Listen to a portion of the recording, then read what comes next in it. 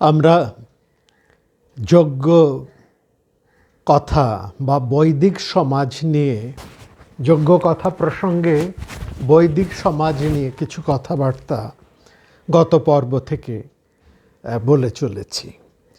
আপনারা লক্ষ্য করেছেন যে সেই যে ভারতবর্ষের বৈদিক সমাজ, যেটি সবচাইতে প্রাচীন সমাজও বলা যায়, সেখানে অশিক্ষিত মানুষের কোনো স্থান ছিল না। এইটা বিশেষভাবে লক্ষ্য করা। এবং কি চমৎকারভাবে এই যে এখনকার মাস এডুকেশন বলতে আমরা যা বোঝাতে চাইছি বা রাষ্ট্র যা চাইছে, সবার সর্বশিক্ষা অভিযান, সবার শিক্ষা, এবং একটা সমাজের মধ্যে এক সবার সাথে সবার একটা নৈকট্য, একটা সংযোগ, এইটা কি চমৎকারভাবে দেখুন সেই বৈদিক সমাজ করে তুলেছিল। প্রত্যেক মানুষ মাত্রই কিন্তু সে, এটা মানুষের মধ্যেই আছে, মানুষের প্রবৃত্তির মধ্যেই আছে যে সে একলা থাকতে পারে না। মানুষ, খুব কম মানুষই খানিকক্ষণ একলা থাকতে পারে, কিন্তু সবসময় সে চায়, যেহেতু সে প্রকৃতগতভাবে দলভুক্ত হয়ে থাকতে ভালোবাসে, সেই জন্য মানুষ একলা থাকে না, আরও একজন বা অন্য কারো সঙ্গে একসঙ্গে থাকতে ভালোবাসে। তার এই যে প্রবৃত্তি, এই যে একসঙ্গে দলভুক্ত হয়ে থাকার যে প্রবৃত্তি, এই প্রবৃত্তিটাকেই কি চমৎকারভাবে ব্যবহার করে এই বৈদিক সমাজ দুটো জিনিস একসঙ্গে কাজ করেছে। একটা হচ্ছে সবাইকে শিক্ষিত করে তোলা, অর্থাৎ জ্ঞানের একটা মিনিমাম, যেটাকে বলবো কিছুটা তাকে জানতেই হবে এইটা। আর দুই, সেই সমাজভুক্ত মানুষের মধ্যে একটা পারস্পরিক যোগসূত্র, এবং সেই যোগসূত্রটা ছিল একটা নিবিড়, অর্থাৎ একজন আরেকজনের সাথে ওতপ্রোতভাবে যুক্ত থাকতো। এই যুক্ত থাকার একটা ভাবনা, এই দুটো ভাবনা নিয়েই কিন্তু যজ্ঞ ভাবনা সেই বৈদিক সমাজে গড়ে উঠেছে। যজ্ঞ ভাবনার মূলেই কিন্তু এই দুটি ভাবনা বিশদভাবে রয়েছে। পরবর্তী সময়ে যজ্ঞ ভাবনার অর্থ বদলেছে, নানান সেখানে জটিলতা এসেছে, সমাজের মধ্যে জটিলতা এসেছে, মানুষের মধ্যে একটা ক্রমবিবর্তন যেমন ঘটেছে, এবং তার ফলে মানুষের জীবনচর্যার মধ্যে, তার ধর্ম অনুষ্ঠানের মধ্যে কালান্তরেও একটা ক্রমবিবর্তন ঘটে চলেছে। এটা আমরা লক্ষ্য করেছি এবং সেটা এখনও ঘটে চলেছে। ফলে সেই সময় যজ্ঞ ক্রিয়া, সামাজিক ক্রিয়া, জীবনচর্যা সব কিছুর মধ্যে একটা জটিলতা দেখি। কিন্তু যদি আমরা খুব বিশেষভাবে লক্ষ্য করি তাহলে দেখব সেখানকার সময় এই স্মৃতিশাস্ত্রকারেরা, যারা এই সমাজের অনুশাসন তৈরি করতেন, তারা অনেক গভীরভাবে এবং অত্যন্ত চমৎকারভাবে, অনন্যভাবে বেশ কিছু ভাবনা তারা ভেবেছিলেন। তার ফল হিসেবে আমরা পাচ্ছি এই সামাজিক যে একটা উন্নত সামাজিক বোধ, একটা শিক্ষিত সমাজ, সেটাকে আমরা বৈদিক সমাজে পাচ্ছি। অর্থাৎ সেই সমাজে অশিক্ষিত ব্যক্তি তিনি কোনোভাবেই গৃহস্থ হতে পারতেন না, গৃহস্থের অধিকার পেতেন না, ধর্মকর্মের অধিকার পেতেন না, এবং তিনি এক প্রকার পতিত হয়ে থাকতেন। এবং সেই সময় সেই সমাজ ছিল দ্বিজাতি সমাজ। এই দ্বিজ ভাবনাটা একটা অনন্য ভাবনা। দ্বিজ বলতে শুধু ব্রাহ্মণকে কিন্তু বোঝাতো না। দ্বিজ মধ্যে ব্রাহ্মণেরা যেমন ছিলেন, তাদের কর্তব্য কর্ম ইত্যাদি নিয়ে, তেমনি ছিলেন ক্ষত্রিয়রা, তেমনি ছিলেন বৈশ্যরাও। সেই সমাজের অর্থাৎ সেই সমাজের অন্তর্গত প্রত্যেক ব্যক্তিই ছিলেন দ্বিজ, এবং তিনি ব্রাহ্মণ, ক্ষত্রিয়, বৈশ্য যাই হন না কেন, অর্থাৎ বিদ্যা লাভে সংস্কৃত হয়ে, বিশুদ্ধ হয়ে, পূত হয়ে তার দ্বিতীয় জন্ম, এবং তার একটা সামাজিক জন্ম। অর্থাৎ সেই সমাজের একটা স্থিতি, সামাজিক স্থিতি এবং লোকস্থিতি, এটার একটা ভীষণ ভাবনা আমরা সেখানে দেখছি। আরেকটা কথা, একটা আলোচনা আমরা আপনাদের কাছে করেছি এই ভারত কথার গ্রন্থি মোচনে করতে করতে, সেখানে আমরা এই যোগ্য ক্রিয়ার একটা ক্রমিক পরিবর্তনের ধারাও কিন্তু একসময় বলেছি। যাই হোক, সেই আলোচনা আমরা এখন আসব। এবং এখানে মনে রাখবেন যে ভারতবর্ষের ইতিহাসের যা বিশিষ্টতা, সেটা বুঝতে হলে এই বৈদিক সমাজের এই যোগ্য ভাবনাটাকে আমাদের একটু কিন্তু বিশদভাবে বুঝতে হবে। এবং সেটা বুঝতে পারলেই ভারতবর্ষের প্রাচীন ইতিহাস, তার সাহিত্য, তার যাপন, তার দর্শন সহ সামগ্রিক একটা ধারণা আমাদের কাছে কিন্তু খুব স্পষ্ট হবে। এবং সেই সঙ্গে আমরা আমাদের প্রাচীন ইতিহাস, আমাদের ঐতিহ্যকেও আমরা কিন্তু জানতে পারব।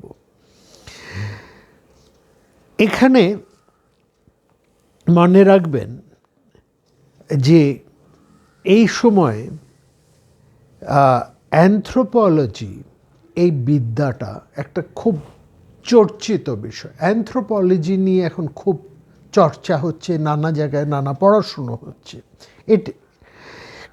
এর মধ্যে আমরা দেখছি এটা নিয়ে যত কথা বলা হচ্ছে, যত তার শাখা প্রশাখা মিলেছে, কিন্তু তার থেকে আমরা যে খুব বেশি উপকৃত হচ্ছে, অর্থাৎ তার আস্ফালন দেখি, তার ফল কিন্তু আমরা তেমন দেখতে পাই না।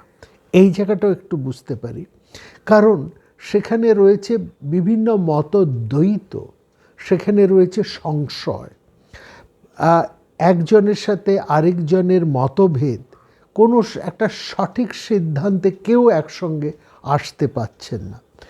কারণ সব কিছুকেই একটা বিজ্ঞানের মধ্যে দিয়ে, বিজ্ঞান সূত্রের মধ্যে দিয়ে ব্যাখ্যা করার একটা প্রবণতাই তো এখন আমাদের শিক্ষা ব্যবস্থা। এবং এটা নিঃসন্দেহে, এটাকে আমরা অস্বীকার করছি না, এর গুরুত্বটাকে কিছুমাত্র আমরা লাঘব করছি না। কিন্তু একটা জিনিস হচ্ছে যে জ্ঞানের বিস্তারের সঙ্গে প্রত্যেকটা জ্ঞানের সেই শাখার সিদ্ধান্তকে এবং তার পূর্ণতা, তার পরিণতি, এটাকে নিয়ে যাওয়াও তো বিজ্ঞানের কাজ।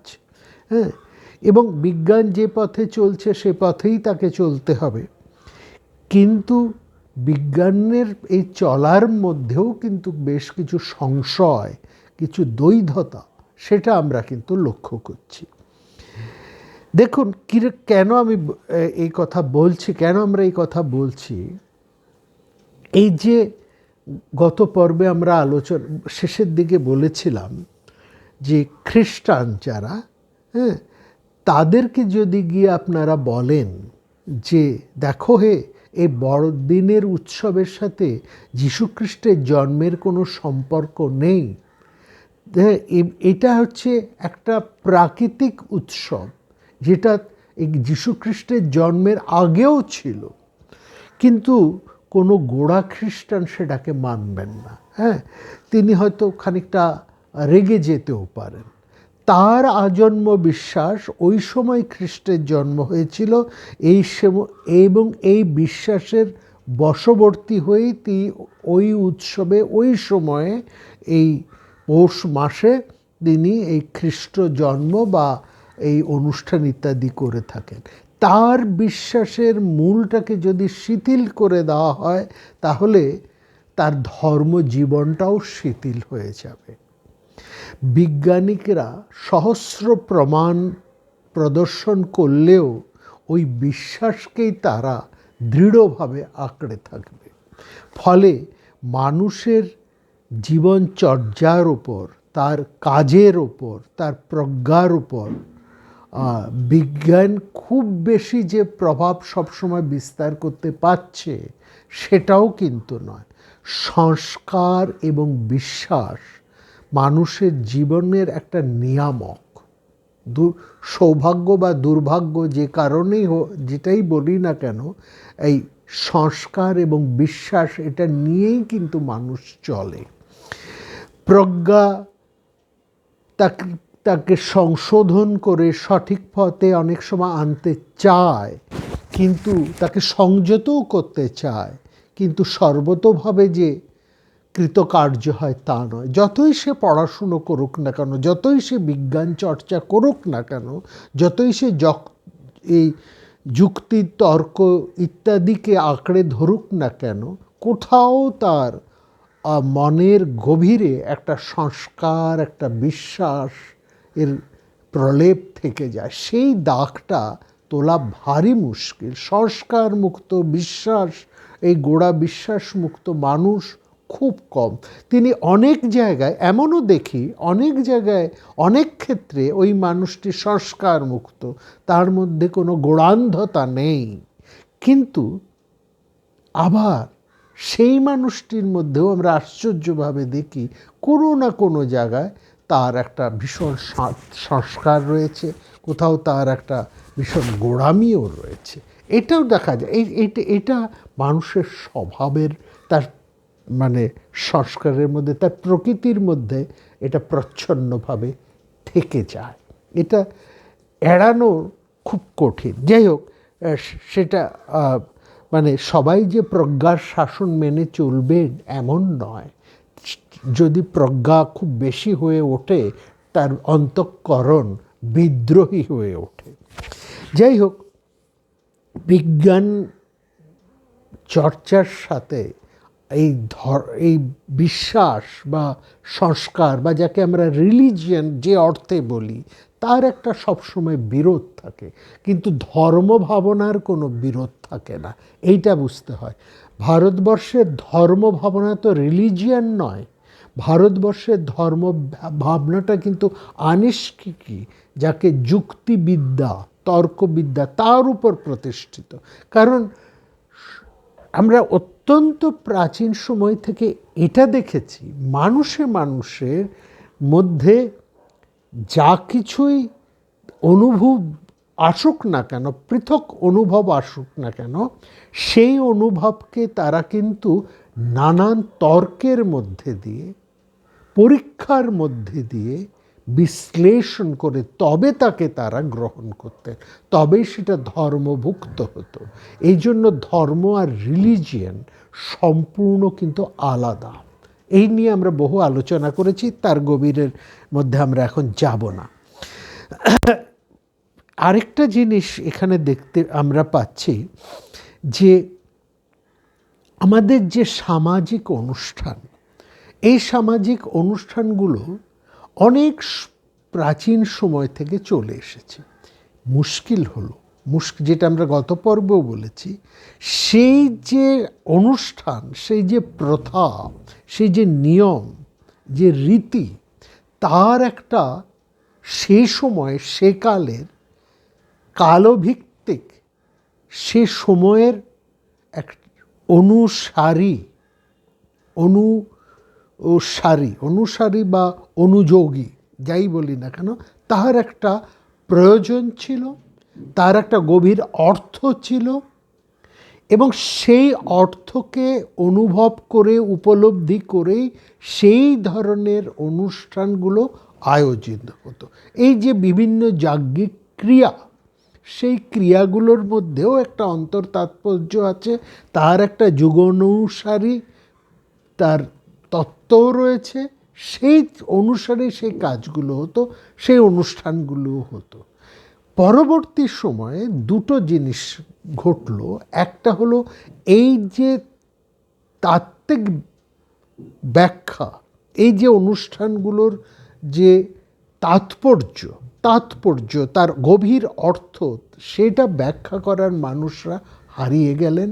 আর দুই, সেই অনুষ্ঠানগুলোকে যুগোপযোগী করে তোলার মতন, কালের সাথে মিলিয়ে সেই অনুষ্ঠানগুলোকে কালোচিত করে তোলার ক্ষমতাবান মানুষরাও কিন্তু ওই একই কারণেও হারিয়ে গেলেন। অর্থাৎ যারা তত্ত্ব অভিজ্ঞ নন, এই যে বিষয় সম্পর্কে যার অভিজ্ঞতা কম, বিষয়ের গুরুত্বটাকে যিনি বোঝেন না বা তাৎপর্য যিনি বুঝতে পারেন না, সেই বিষয়টিকে তিনি সমকালীন করে তোলার ক্ষমতাও তার থাকে না। ফলত কি হলো, এই দুটো কারণে অনুষ্ঠানগুলোর একটা যান্ত্রিকতায় পর্যবসিত হলো। এই যে বিবাহ, এখন সবাই দেখবেন এই রেজিস্ট্রি করুক, ডিস্টেন্স ম্যারেজই করুক, যাই করুক, যেমনভাবেই করুক না কেন, তারা প্রত্যেকেই কিন্তু সব সম্প্রদায়ের মানুষেরাই তারা একটা আনুষ্ঠানিক বিবাহ, এই অনুষ্ঠান করে বিয়ে করবার একটা তাদের মধ্যে একটা অদম্য ইচ্ছে, বা তারা এটা করতে ভালোবাসেন, তারা এটা করতে চান। কিন্তু মুশকিল হচ্ছে এই যে অনুষ্ঠানগুলো করেন বা যারা করান, তারা এই অনুষ্ঠানগুলোর কেন হচ্ছে, এই ক্রিয়াগুলো কি, এই যজ্ঞ, মালা বদল বা তার যাবতীয় যা যা অনুষ্ঠান আছে, একেবারে সেই গায়ে হলুদ থেকে আরম্ভ করে একেবারে সেই ফুলসজ্জা পর্যন্ত, তার মধ্যে যে বিভিন্ন আচার অনুষ্ঠান, ক্রিয়া ইত্যাদি ইত্যাদি যা কিছু আছে, হোম ইত্যাদি যাবতীয় যা থাকে, সেগুলো তাৎপর্য তারা জানে না। মন্ত্রগুলো ভুলভাল উচ্চারণ করে, মন্ত্রের অর্থও বলতে পারে না। ফলে মন গড়ার, এবং ফলে কি হয়, একটা মন, কিছু মানুষ আছে তার মধ্যে আরও যেটা মারাত্মক হচ্ছে, কিছু মানুষ, কিছু যারা এই ধরনের কাজগুলো করান, পৌরোহিত্য যারা করেন, স্ত্রী পুরুষ নির্বিশেষে, আজকাল তো কেবল ছেলেরাই বিয়ে করেন, আজকাল বহু মহিলারাও আচার্যের স্থান তারা বিবাহ করেন। অধিকাংশই, আমরা বলবো অধিকাংশই কিন্তু এর অর্থ জানেন না। ব্যতিক্রম নিশ্চয়ই আছেন, ব্যতিক্রম আছেন, এবং শুধু জানেন না যে তা নয়, তাদের উচ্চারণে ভুল, ক্রিয়ায় ভুল, তারা অর্থটা জানেন না, তাৎপর্য জানেন না। শুধু তাই নয়, তারা মন গড়া একটা ব্যাখ্যাও সেখানে দাঁড় করিয়ে দেয়। ফলত এই যে বিবাহ, উপনয়ন ইত্যাদি ইত্যাদি জিনিস, যাবতীয় যে সমস্ত সামাজিক কর্তব্য, এমনকি আমাদের বড় বড় পুজো আর্চা, যেখানে পুরোহিতরা গিয়ে পুজো আর্চা করেন, সেখানে এত অশুদ্ধ উচ্চারণ, এত অশুদ্ধ ক্রিয়া এবং ওই তাদের ভুল ব্যাখ্যা, ফলে মানুষ তার প্রতি শ্রদ্ধা হারান। ওইটা এক পাশে চলতে থাকে, আর অন্যদিকে মানুষরা তাকে একটা নিয়ম রক্ষার্থে সেখানে হচ্ছে, আর বাদ বাকি মানুষরা খাওয়া দাওয়া, অন্যান্য আনন্দ অনুষ্ঠান হয়েছে। ফলে ওই অনুষ্ঠানটা গুরুত্ব হারিয়ে একটা ভীষণ অশ্রদ্ধেয় একটা আচরণে দাঁড়ায়। এইটা বিশেষ করে আমাদের বলার কথা।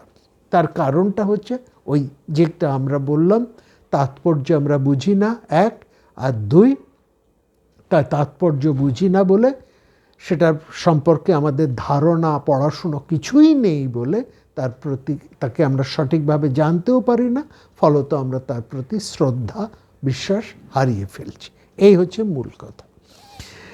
তো এইখানে আমাদের একটা জিনিস আমরা দেখছি,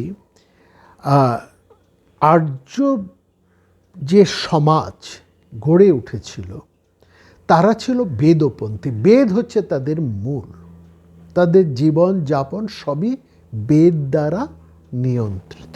শুধু তারা ছিল বেদপন্থী, এবং তাদের অনুষ্ঠানের যা কিছু অনুষ্ঠান, যা কিছু কর্ম, সেটাই ছিল যজ্ঞ।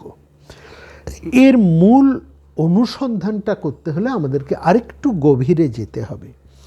আমরা যদি ভারতীয় এবং পারস্য দেশে, মানে পারসিক ধর্মশাস্ত্রের তুলনামূলক আলোচনা করি, তার মধ্যেও আমরা এর পরিচয় পাব। আরেকটা কি, শুধু এই নয়, যারা আর্য তাদের মধ্যে কি কেবল এই যজ্ঞক্রিয়া ছিল? এই দেশের, ভারতবর্ষের যারা আদিম অধিবাসী ছিলেন, যারা আর্য নয় অর্থে যারা অনার্য, আর্য শব্দের দুটো অর্থ। একটা হচ্ছে যারা এই বেদপন্থী, তাদেরকে আর্য বলা হতো, আর যারা সজ্জন ভদ্রলোক শিক্ষিত, তাদেরকে আর্য বলা হতো। ঠিক একইভাবে অনার্য শব্দেরও দুটো অর্থ। একটি হচ্ছে যারা ওই বেদপন্থী নয়, সেই অর্থে তারা নয় আর্য, অনার্য, এবং যারা সভ্য নয়, অশিক্ষিত, বর্বর, তাদেরকেও বলা হতো অনার্য। এইখানে একটা কথা বলে রাখি, সেটা হচ্ছে আর্য সমাজের মধ্যেও অনেককে বলা হতো তুমি অনার্য সুলভ তোমার আচরণ। তার মানে তোমার আচরণ হচ্ছে অভদ্র, অশিক্ষিতের মতন অভদ্র, তোমার ব্যবহারের মধ্যে কোনো সৌজন্যতা নেই, অসৌজন্য প্রকাশ পাচ্ছে, এই অর্থ। সুতরাং এই আর্য অনার্যের নিয়ে কোনো দ্বন্দ্ব কিন্তু নেই, খুব পরিষ্কার। আর্য শব্দের দুটি পরিষ্কার অর্থ এবং অনার্য শব্দেরও দুটো পরিষ্কার অর্থ আমাদের সব সময় মাথায় রাখতে হবে। ঠিক আছে, চলি, কথা বাড়াই। তো যেখানে দেখুন, যারা, যে কথা বলছিলাম, যারা আর্য নয় ভারতবর্ষের, তাদের মধ্যেও কিন্তু যজ্ঞ অনুষ্ঠান ছিল। অর্থাৎ নয় আর্য, অনার্য জনজাতির মধ্যেও কিন্তু বহু যজ্ঞ অনুষ্ঠান ছিল। তার কথা আমরা অবসরের কথা বাসরের বিভিন্ন সময় বলেছি, আজকে এই নিয়ে সময় নষ্ট করব না। এইটুকু শুধু জেনে রাখার যে যজ্ঞটি ক্রিয়া বা যজ্ঞকর্ম কেবল আর্য সমাজের নয়, তাদের মূল ব্যাপার এটা, কিন্তু এটা অনার্য সভ্যতার মধ্যেও কিন্তু এই যজ্ঞক্রিয়ার একটা পরিচয় আমরা বিশেষভাবে সেখানেও পাচ্ছি।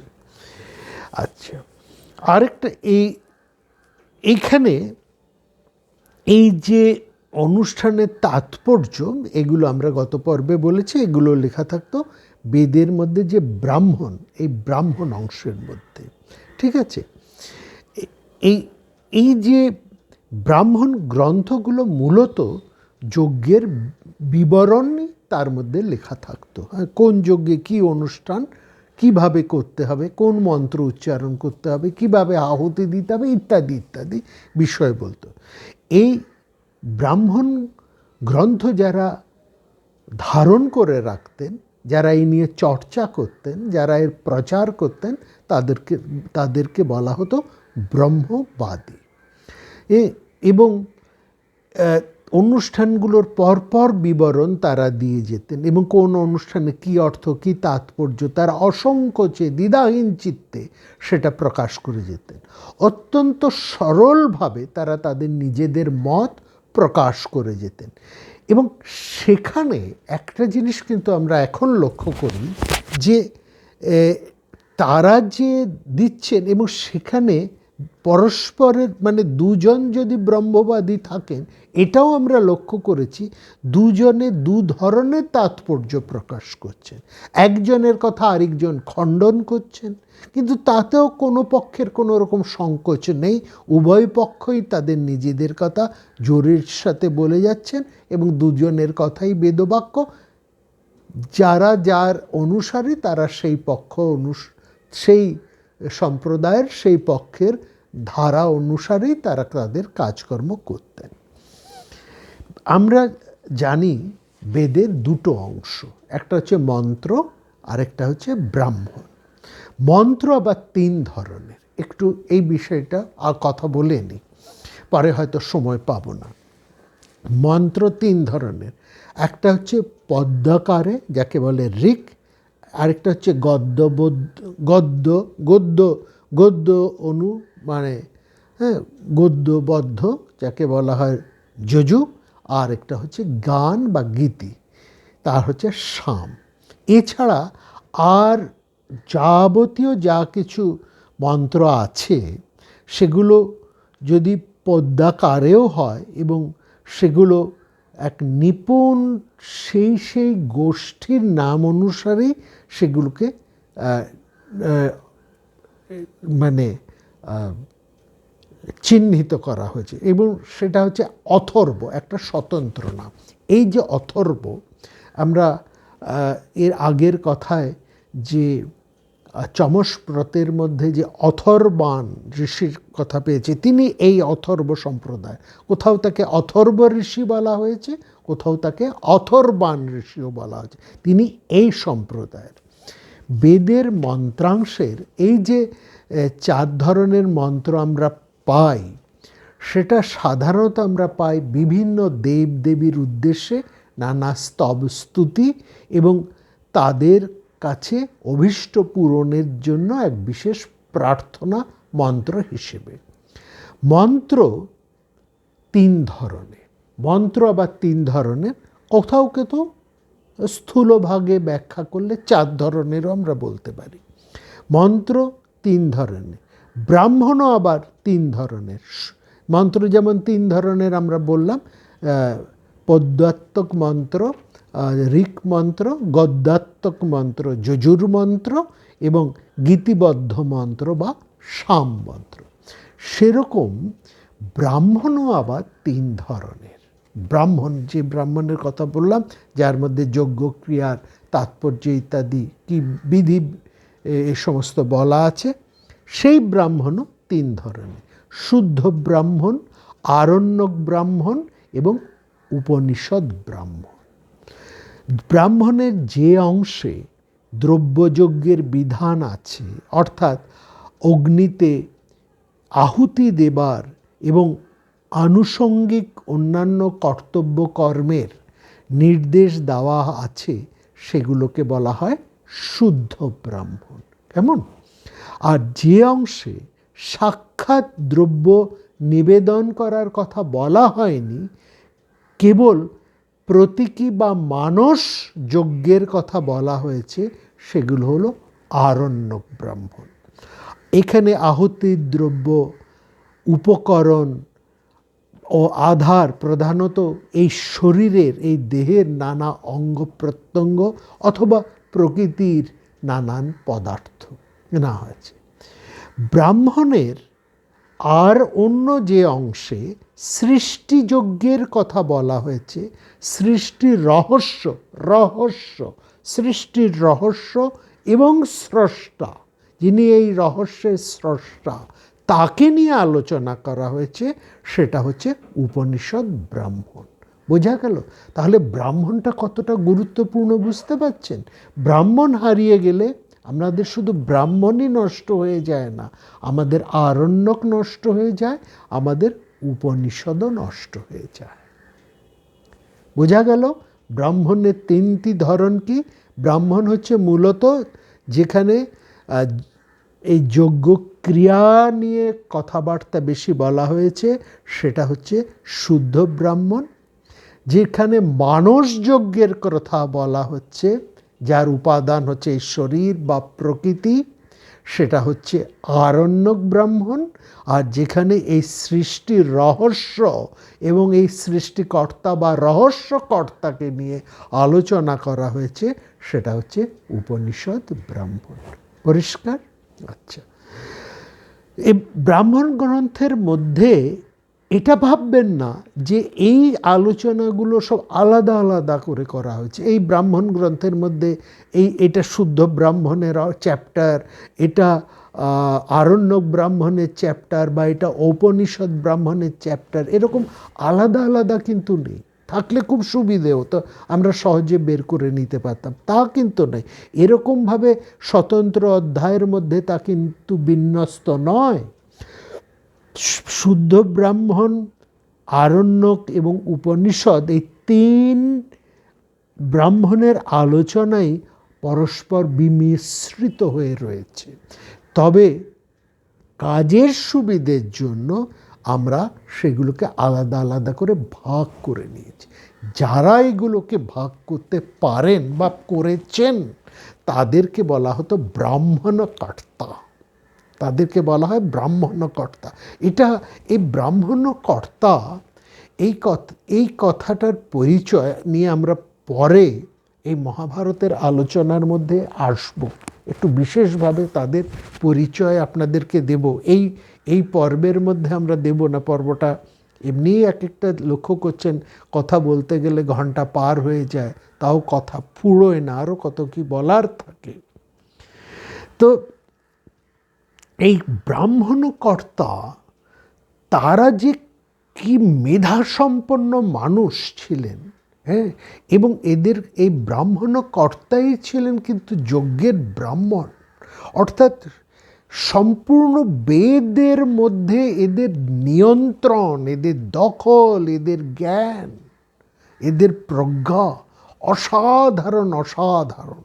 এবং এডিটর হিসেবে এরা কত বড়, হ্যাঁ, এটা একটা মানে এই যে বেদ বিভাগ করেছেন ব্যাসদেব, এবং এই যে ব্রাহ্মণকর্তারাও যে এক একজন কত বড় ব্যাস, এই অর্থে কারণ তারা এই ব্রাহ্মণের মিশ্রিত অংশ থেকে, যদি ধরা যাক আপনাকে চাল ডাল অনেক সব কিছু একসঙ্গে মিশিয়ে দেওয়া হলো, হ্যাঁ, চাল ডাল এবং অনেক গম, এর ভিন্ন চাল আছে, ডাল আছে, গম আছে, মিশিয়ে আপনাকে দেওয়া হলো, কি নিখুঁতভাবে তার থেকে বেছে বেছে সব কটাকে একেবারে পরিচ্ছন্ন করে আলাদা করবার ধৈর্য, জ্ঞান, বুদ্ধি, অর্থাৎ তাদেরকে জানতে হতো তিনটি ব্রাহ্মণ, তাদেরকে জানতে হতো তিনটি বেদের বিভাগ, এই সঙ্গে সঙ্গে তার প্রায়োগিক ক্রিয়াটুকু তাদেরকে যা খুব ভালোভাবে যেত। সুতরাং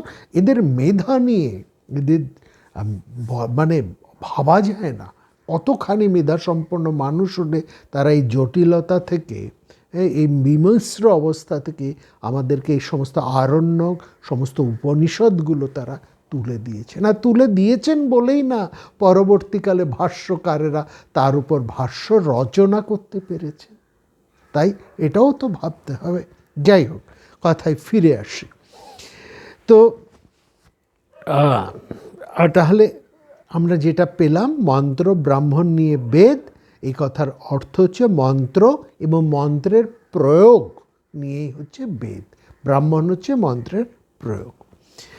ঋক সংহিতায় আর অথর্ব সংহিতায় যে মন্ত্রগুলো সংকলিত হয়েছে সেগুলো যজ্ঞে যে ক্রমে প্রয়োগ করা হয় সেই ক্রম অনুযায়ী কিন্তু পরপর সেখানেও কিন্তু সেগুলো সাজানো নয়, এটাও জানবেন, হ্যাঁ। এবং বেশ কিছু কবিতা, মানে সুক্ত, কবিতা অর্থে সুক্ত, হ্যাঁ, ওই দুটো সংহিতার মধ্যেই আছে, এবং যাদের সাথে যজ্ঞের সাক্ষাৎ অথবা পরোক্ষ কোনো যোগ নেই, হ্যাঁ, এমন অনেক সুক্তও আবার সেখানে আছে। সেগুলো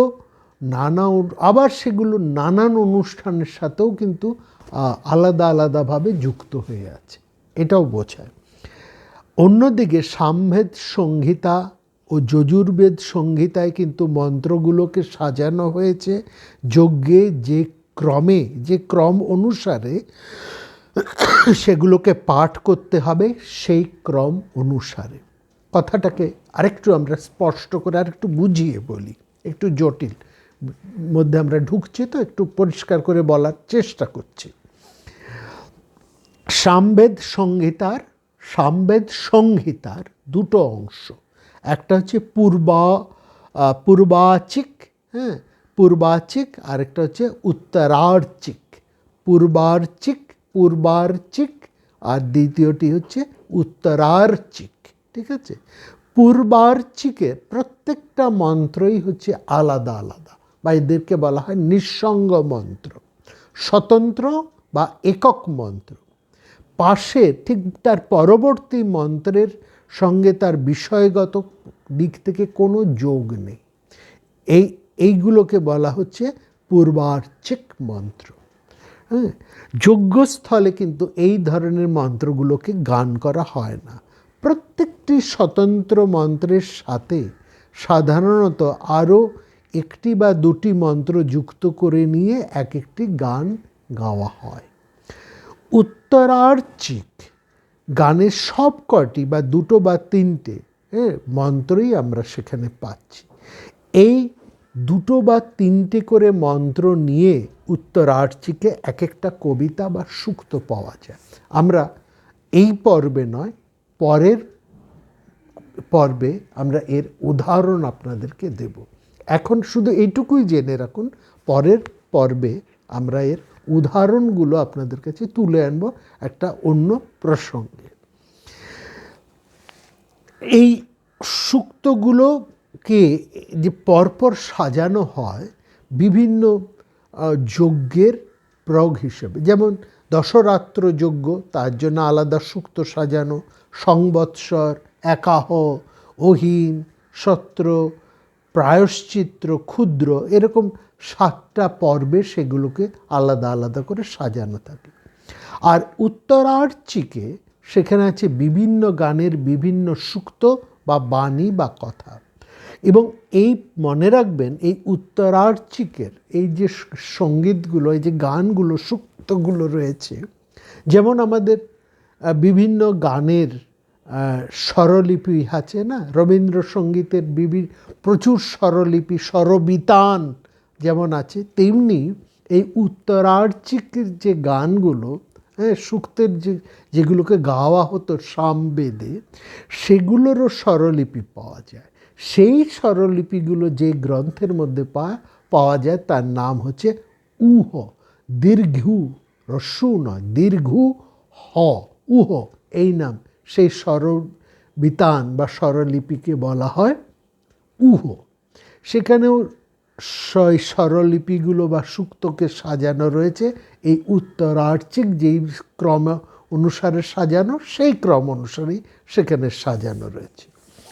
শুক্ল যজুর্বেদের মধ্যে আমরা 40টা অধ্যায় পাই। সেখানেও দেখা যায় মন্ত্রগুলোকে, মানে সেই যজ্ঞ অনুসারে, যেমন দশপূর্ণ মাস যজ্ঞ, অগ্নাধান, অগ্নিষ্টম, বাজপেয়, রাজস্বীয়, চয়ন, সৌত্রামণি, অশ্বমেধ, পুরুষমেধ, সর্বমেধ, এই সমস্ত বিভিন্ন ক্রমে সেগুলোকে পরপর সাজানো হয়েছে। কৃষ্ণ যজুর্বেদের মন্ত্রগুলো আবার ওই তৈত্তরীয় শাখার দশপূর্ণ মাস, তার অগ্নিষ্টম, তার পুনরাধান, যজমান কর্ম, রাস্য, পশুযাগ, ইষ্টিযাগ, চয়ন, অশ্বমেধ, সত্র ইত্যাদি ক্রমে 7টা কাণ্ডে সেখানে আলাদা আলাদা করে পরিবেশন করা হয়েছে। অর্থাৎ যজুর্বেদের মধ্যেও দুটো ভাগ, কৃষ্ণ যজুর্বেদ এবং শুক্ল যজুর্বেদ, এই দুটো ভাগের মধ্যেই এই মন্ত্রগুলো যজ্ঞ অনুসারে আলাদা আলাদা করে সাজানো আছে। তাহলে আমরা এটা বুঝলাম, এই যে উদাহরণটা, এই এতগুলোক্ষণ কথা থেকে আমরা যেটা বুঝলাম যে শুদ্ধ ব্রাহ্মণের বিষয়বস্তু হচ্ছে আগাগোড়া যজ্ঞ ক্রিয়া নিয়ে। আরণ্যক এবং উপনিষদের মধ্যেও যজ্ঞের প্রসঙ্গ আছে, তবে সেটা হচ্ছে একটি মানসযজ্ঞ, আরেকটি হচ্ছে সৃষ্টিযজ্ঞ বা স্রষ্টাকে নিয়ে। ঠিক আছে? সমগ্র বেদকে তাহলে কর্মকাণ্ড এবং জ্ঞানকাণ্ড এই দুভাগে ভাগ করা হয়েছে। কর্মকাণ্ড মানে হচ্ছে ধর্ম, অর্থাৎ যেখানে যজ্ঞ, ক্রিয়াটিয়া ইত্যাদি। আরেকটি রয়েছে জ্ঞানকাণ্ড বা ব্রহ্ম, এই দুভাগে ভাগ করা রয়েছে। উপনিষদ ছাড়া বেদের অবশিষ্ট অংশই হচ্ছে কর্মকাণ্ড। কেউ কেউ এই আরণ্যক উপাসনা কাণ্ডকেও একটা আলাদা কাণ্ড বলে মনে করে থাকেন। যাই হোক, এইসব তথ্য থেকে আমরা এটা বুঝতে পারি যে বৈদিক সাহিত্য ও সংস্কৃতির ক্ষেত্রে যজ্ঞের গুরুত্ব কতখানি। ব্রহ্মপুরাণে বলা হয়েছে ব্রহ্মাই নাকি প্রথম যজ্ঞ কার্যের সূচনা করেছিলেন। যজ্ঞের পারিভাষিক শব্দ যা স্কন্দ পুরাণে খুব স্পষ্টভাবে বলা হয়েছে, এবং সেখানে বলা হয়েছে যজ্ঞ বৈ বিষ্ণু, মানে যজ্ঞই হচ্ছে সাক্ষাৎ বিষ্ণু। অর্থাৎ যজ্ঞের মধ্যে, যজ্ঞক্রিয়ার মধ্যে যে একটা প্রসার্যমান ধারণা, একটা বিশাল ব্যাপ্ত বোধ, হ্যাঁ, সর্বজন নিখিল হিতকারী এক গভীর তাৎপর্য রয়েছে, সেটিকে এখানে যজ্ঞের এই পারিভাষিক বিষ্ণু শব্দের মাধ্যমে স্কন্দপুরাণ তুলে ধরেছে। বিষ্ণু মানে যা সব কিছুকে ধরে, ব্যবেষ্টি সর্বম, যা সব কিছুকে ধরে রাখে, অর্থাৎ সমস্ত কিছুর মধ্যে যা ছেয়ে আছে একটা বৃহৎ প্রসারী ভাবনা, একটা প্রসার্যমানতা।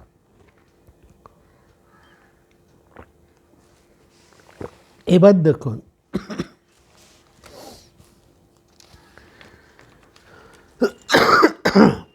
একটা কথা এখানে একটু আমরা বলে রাখছি, এটা অনেকবার আমরা বলেছি, তবু এই নিয়ে একটু কথা হয় যে ত্রয়ী এবং চতুর্বেদ এই নিয়ে একটা দ্বন্দ্ব হয়। অনেক সময় বলেছেন যে, অনেকেই প্রশ্ন করেছেন যে আপনি একবার বলছেন ত্রয়ী মানে 3টে বেদ, ঋক সাম যজু, আবার আপনি বলছেন 4টে বেদ, ঋগ্বেদ, সামবেদ, যজুর্বেদ, অথর্ববেদ। এইটা কি? এটা একটু পরিষ্কার করে বলুন, তাহলে ত্রয়ী কেন বলছেন? আর চতুর্বেদ পরিষ্কার করে বললেই তো হয়। এইটা নয় যে চতুর্থ ভাগ অথর্ববেদকে পরবর্তীকালে জোর করে ঢোকানো হয়েছে, এমনটা নয়। কিন্তু এই জায়গাটা একটু বুঝেন।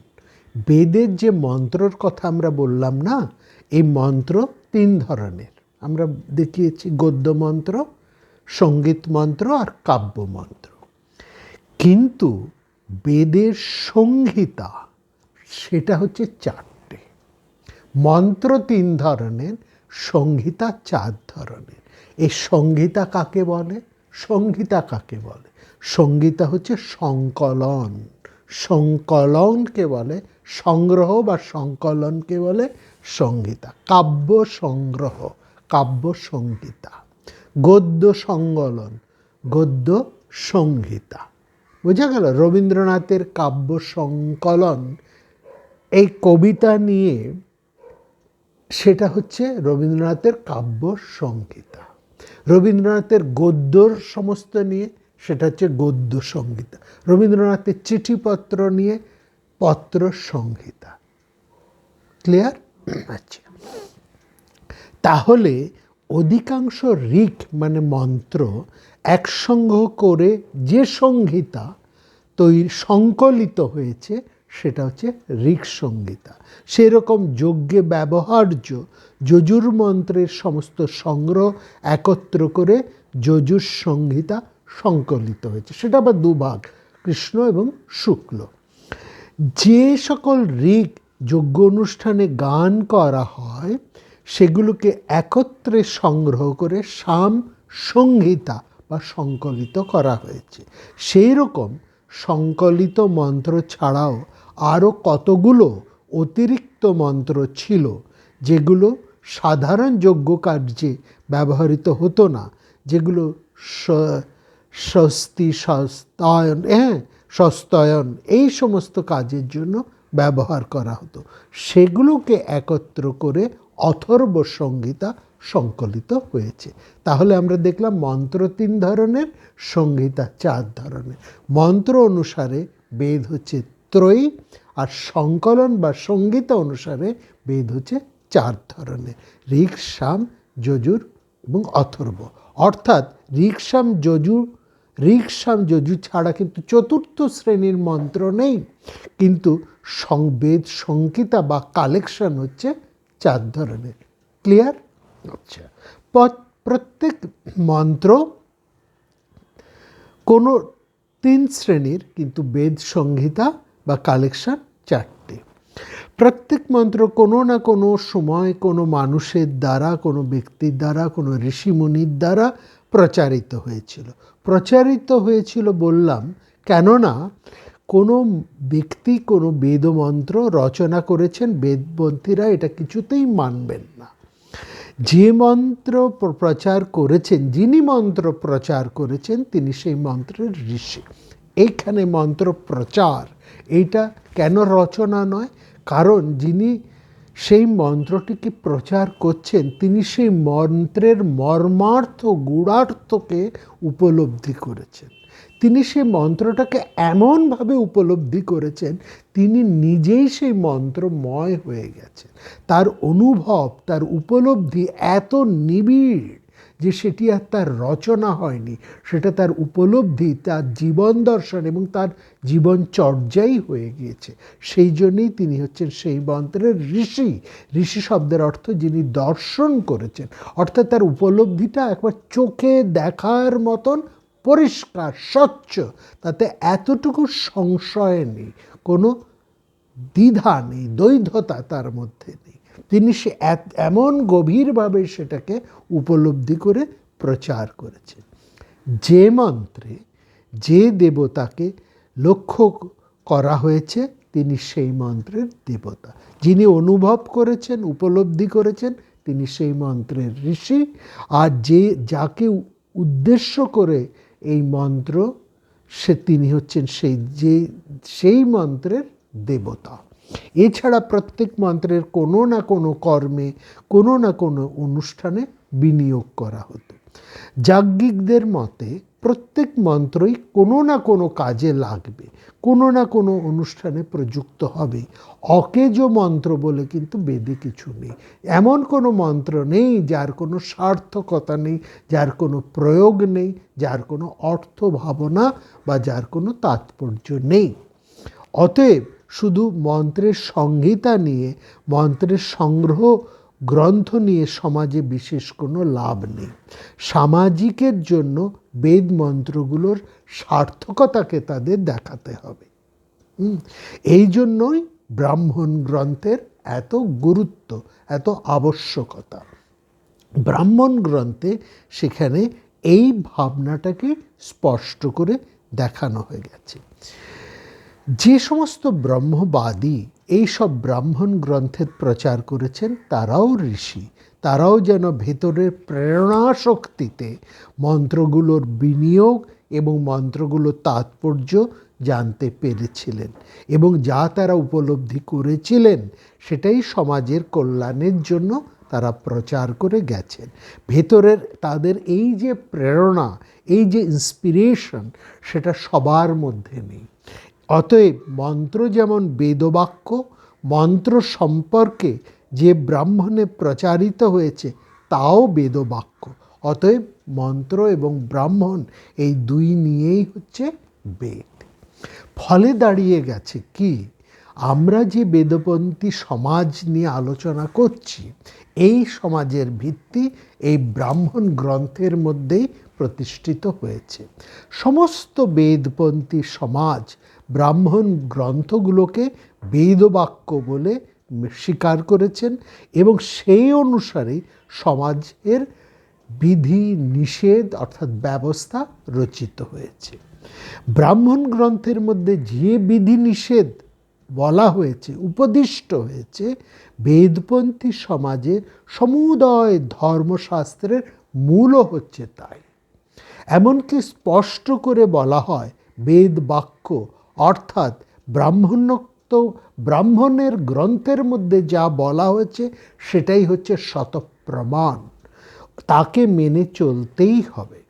প্রচলিত কোনো ধর্মশাস্ত্রের সাথে কোনো বাক্যের যদি সেই বেদবাক্যের বিরোধ থাকে, তাহলে সেই ধর্মশাস্ত্রের বাক্যকে অগ্রাহ্য করে বেদে যা, ওই ব্রাহ্মণ্য গ্রন্থে যা বলা হয়েছে তাই স্বীকার করতে হবে। হ্যাঁ, ভিন্ন ভিন্ন ব্রাহ্মণ গ্রন্থের প্রচারকর্তাদের মধ্যে প্রচুর মতভেদ কিন্তু ছিল, সেটা আমরা আগেও বলেছি। এই অনুষ্ঠান এবং বিভিন্ন অনুষ্ঠানের অর্থাৎ একই অনুষ্ঠানের তাৎপর্য সম্পর্কেও তাদের আলাদা আলাদা মত ছিল। এই জন্য বলা হচ্ছে যে মুনিদের মধ্যে এক একটা মতভেদ লক্ষ্য করা যায়। কারণ যেহেতু উপলব্ধি, এটা তো কোনো লিপিবদ্ধ বিষয় থেকে আসেনি, কোনো মানে একজনের সামাজিক অনুশাসন বা বক্তব্যের অনুশাসন বা লিপিবদ্ধ অনুশাসন থেকে তো আসেনি, এটা এসছে একটা অনুভূতি থেকে। ফলত যেহেতু এটা উপলব্ধিজাত, সঞ্জাত, ফলে উপলব্ধি তো মানুষে আলাদা হতেই পারে, ফলে তার ভাবনাও আলাদা হতে পারে, তার তাৎপর্যও আলাদা আলাদা হতে পারে। অনুষ্ঠান সম্পর্কে সেই জন্য বিধিনিষেধের একটা ভিন্নতা লক্ষ্য করা যায়, অথচ প্রত্যেকটা উক্তি হচ্ছে বেদবাক্য। এই যে ভিন্নতা এখন দাঁড়ালো, তাহলে একই বিষয় নিয়ে যদি আলাদা আলাদা মত থাকে, তাহলে সাধারণ মানুষ চলবে কী করে, সমাজ কোনটাকে মানবে? হ্যাঁ, দুটি ব্রাহ্মণ্য গ্রন্থ বা দুটি দর্শনের মধ্যে যদি আলাদা আলাদা মত থাকে, দুটি ব্রাহ্মণ্য গ্রন্থের বা দুই ঋষির বক্তব্যের মধ্যে যদি ভিন্নতা থাকে, তাহলে সমাজ কাকে ফলো করবে? এইখানেও কিন্তু আরেকটি নতুন শাস্ত্র এলো। হ্যাঁ, আরেকটি নতুন শাস্ত্র, এবং এই সব শাস্ত্রই কিন্তু দর্শন শাস্ত্র। প্রত্যেকটি শাস্ত্রই কিন্তু দর্শন শাস্ত্র। কেন দর্শন শাস্ত্র? প্রত্যেকটা শাস্ত্রই কিন্তু সেই অনুভূতি থেকে। কোনো শাস্ত্র কিন্তু অনুভূতি ছাড়া নয়। যেহেতু অনুভূতি বা উপলব্ধি, অর্থাৎ তাদের অনুভূতি বা উপলব্ধিটা এত স্পষ্ট, যা একটু আগেই আমরা বললাম, তাদের উপলব্ধিটা একেবারে চর্মচক্ষে দেখার মতন স্পষ্ট। আমরা কানে শুনি, খানিকটা বিশ্বাস করি, আমরা পড়ি, খানিকটা বিশ্বাস করি, কিন্তু চোখে যখন আমরা সেটাকে দেখি, তখন তাকে আর আমরা কোনোভাবেই সেটাকে অস্বীকার করতে পারি না। কানে শোনার মধ্যে একটা সংশয় থাকতে পারে, পড়ার মধ্যে খানিকটা সংশয় থাকতে পারে, কিন্তু চোখে দেখার মধ্যে কোনো সংশয় বা মতদ্বৈধতা থাকে না। সেই জন্য এই শাস্ত্রগুলোকে বলা হতো দর্শন। তাহলে এই যে ভিন্নতা, ঋষি বাক্যের মধ্যে যে এই যে ভিন্নতা, উপলব্ধির মধ্যে যে ভিন্নতা, ব্রাহ্মণ শাস্ত্রের গ্রন্থের মধ্যে এই যে মতের ভিন্নতা, এই ভিন্নতার মধ্যে সামঞ্জস্য বিধানের জন্য আরেকটা নতুন শাস্ত্র বা নতুন আরেক দর্শনের সৃষ্টি হলো। তারা কি করছে? একটা সামঞ্জস্য সাধন করছেন বেদবাক্যের তাৎপর্য নির্ণয় করে। সেটা হচ্ছে কর্মমীমাংসা। এই মীমাংসা দর্শন বললেই দর্শন শাস্ত্রের এই বিপুল শাখার কথাই এখানে বোঝা হয়। পরস্পর বিরোধী বেদবাক্যের সামঞ্জস্য বিধানের জন্যই মীমাংসা দর্শন যে সমস্ত রুল বা ক্যানন প্রতিষ্ঠা করেছেন, সমস্ত বেদপন্থী তার সমাজ তাকে এক বাক্যে মেনে চলেছে। আমাদের সমাজে জুরিসপ্রুডেন্স, এই যে বৈদিক সমাজের যে জুরিসপ্রুডেন্সের ভাবনা বা আধুনিক যে জুরিসপ্রুডেন্সের ভাবনা, তার সূত্র হচ্ছে এই মীমাংসা দর্শন থেকে। বোঝা গেল? এটাই হচ্ছে আমাদের আধুনিক জুরিসপ্রুডেন্সের ভিত্তি, এই মীমাংসা দর্শন। কোনো সামাজিক অনুষ্ঠানে কোনো কর্তব্য বিষয়ে সংশয় উপস্থিত হলেই মীমাংসা দর্শনের মাধ্যমেই তার যে সংশয় সেটাকে দূর করতে হবে, এবং মীমাংসা দর্শনের সূত্রগুলোকে প্রয়োগ করেই কর্তব্য কর্ম নির্ণয় করে দিতে হয় বা করতে হয়। সমস্ত দেশের, সমস্ত সমাজে লোকস্থিতি কতগুলো কৃত্রিম কনভেকশনের উপর দাঁড়িয়ে আছে। সামাজিক অনুষ্ঠান সবার বিজ্ঞানসম্মত ভিত্তি যাই হোক না কেন, তাদের ঐতিহাসিক ভিত্তি কার্যত কতগুলো কনভেনশনের উপর, কতগুলো ফিকশনের উপরে প্রতিষ্ঠিত হয়ে দাঁড়িয়ে আছে। সমাজের অধিকাংশ মানুষ যা মেনে নেয়, তা বিজ্ঞানসম্মত হোক আর না হোক, সেটাই হচ্ছে সমাজ ব্যবস্থার ভিত্তি। ব্যবহার শাস্ত্রবিদরা, অর্থাৎ আইনজ্ঞ পণ্ডিতরা এইসব ফিকশনের কথা খুব ভালো জানেন। এই বিষয়ে আমাদের কথা বাড়াবার কোনো প্রয়োজন নেই। যজ্ঞের কথায় আমরা বরং ফিরে আসি। যজ্ঞ শব্দটা কখনো অতি সংকীর্ণ এবার আবার কখনো অত্যন্ত ব্যাপক অর্থে ব্যবহৃত হয়েছে। হ্যাঁ, আমরা দুটি অর্থ নিয়ে ক্রমান্বয়ে আলোচনা করব।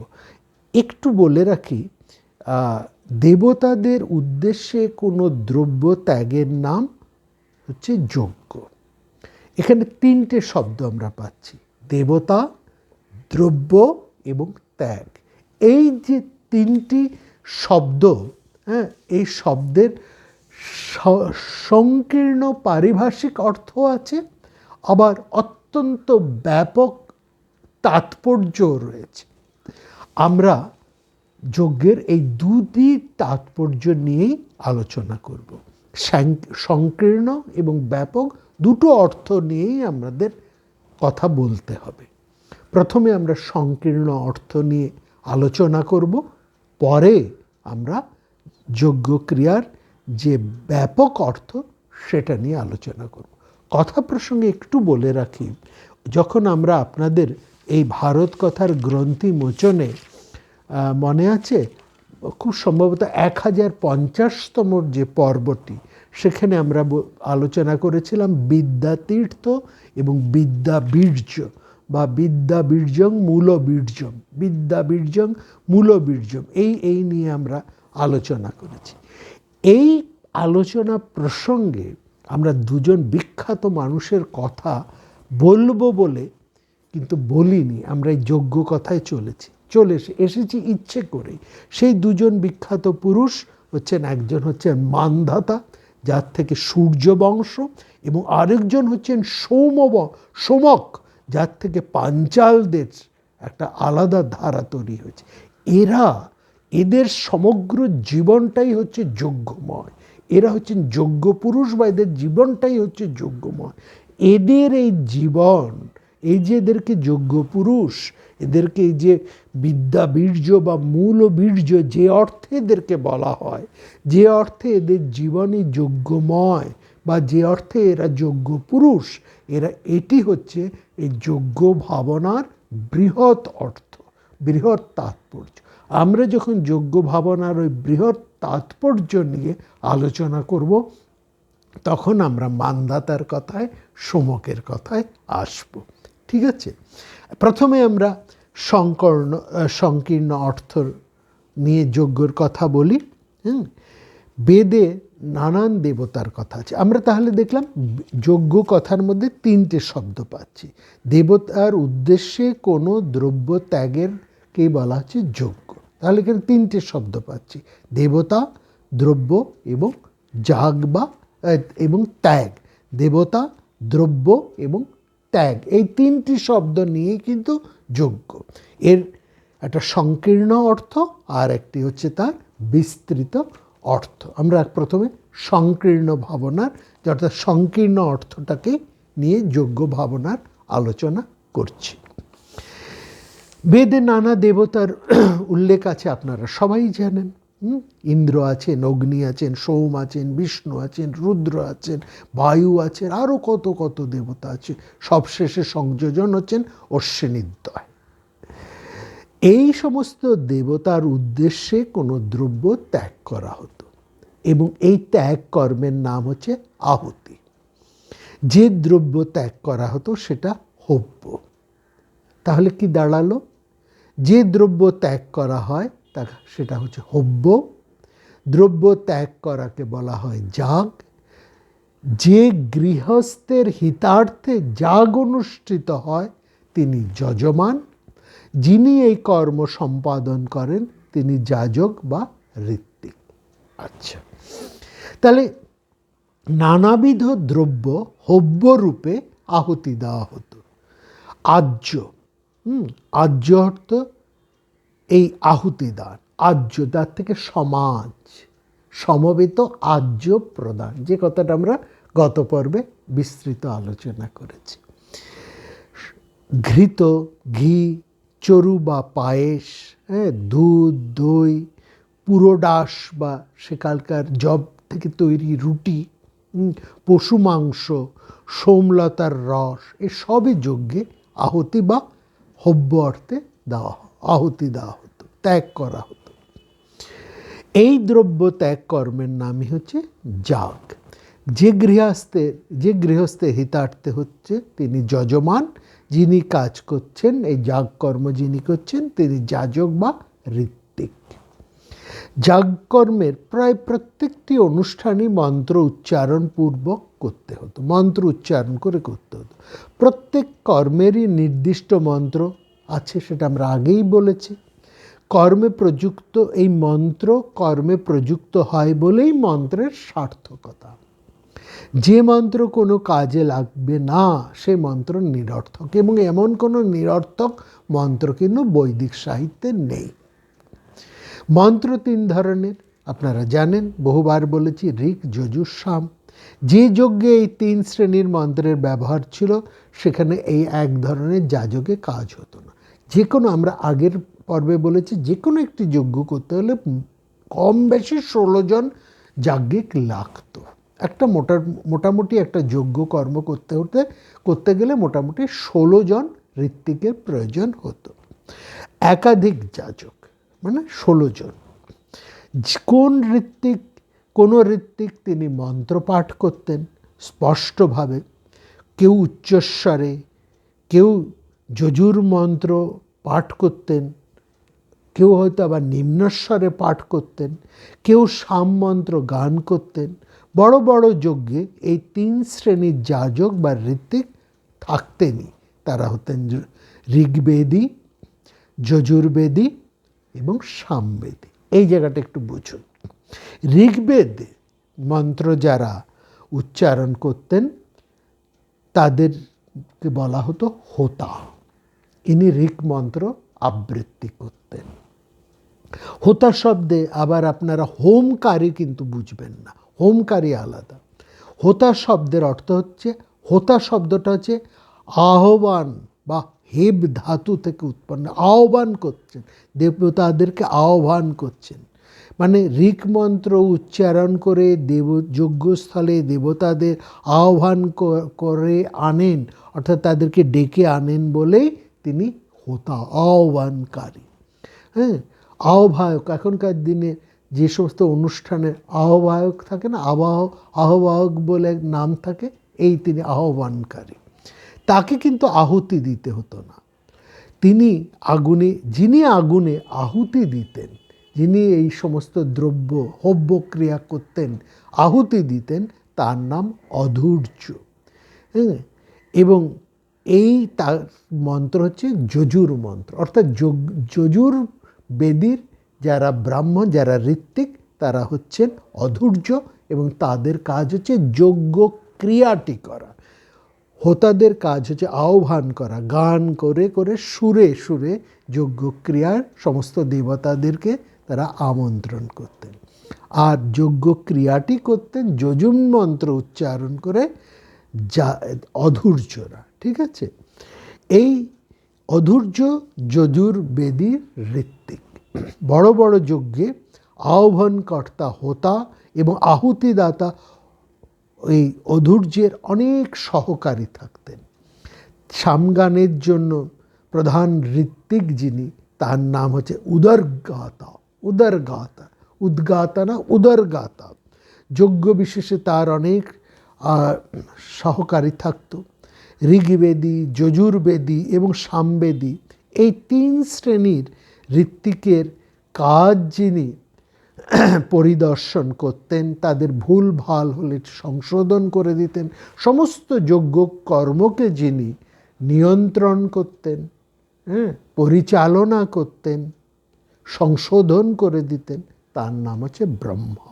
তিনি শ্রেষ্ঠ, তিনি সবার কাজ পরিদর্শন করতেন। 3 বেদে তার অভিজ্ঞতার খুব প্রয়োজন ছিল। তিনি ত্রিবেদজ্ঞ হতে হতো, তাকে ত্রিবেদজ্ঞ। ব্রহ্মা নামেই তার শ্রেষ্ঠত্বর সূচনা করা হতো, কেননা সেকালে বেদ বাক্যের নামই ছিল ব্রহ্ম। ব্রহ্মবাক্যের তাৎপর্য যাতে ব্যাখ্যা করা হয়েছে, বেদের সেই অংশের নাম ব্রাহ্মণ। যারা ব্রহ্মবাক্যের তাৎপর্য বোঝাতেন তারা ব্রহ্মবাদী। বেদপন্থী সমাজে যে বর্ণের মানুষের উপর এই ব্রহ্মবাক্য রক্ষার ভার অর্পণ করা হয়েছিল, অর্পিত হয়েছিল, সেই বর্ণের নাম হচ্ছে ব্রাহ্মণ। ব্রাহ্মণের কাজ এই জন্যই বেদ পাঠ, বেদ অনুশীলন, বেদ চর্চা, যজন যাজন এবং অধ্যয়ন ও অধ্যাপনা। অতএব ঋত্বিকদের মধ্যে যিনি ত্রিবেদজ্ঞ শ্রেষ্ঠ, তার নাম হচ্ছে ব্রহ্মা। যজ্ঞ বিশেষে এই ব্রহ্মারও আলাদা আলাদা অনেক সহকারীর দরকার হতো।